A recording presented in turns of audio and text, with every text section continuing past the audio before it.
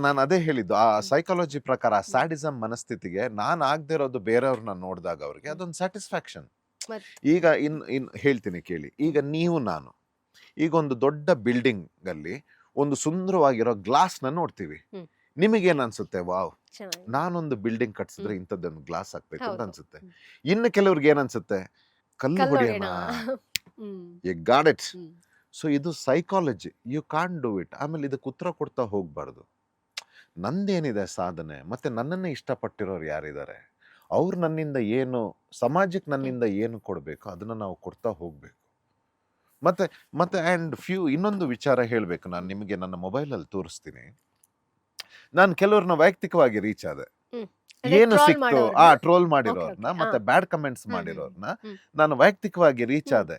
ನಮಸ್ತೆ, ನಿಮ್ಮ ಈ ಟ್ರೋಲ್ ಹಾ. ಏನು ಮಾಡಿದ್ರಿ ನನಗೆ ಖುಷಿ ಆಯ್ತು. ಮತ್ತೆ ಹ್ಮ್. ಬ್ಯಾಡ್ ಕಮೆಂಟ್ಸ್ ಅವ್ರಿಗೆ ಮಾಡಿದೆ. Actually they are not bad.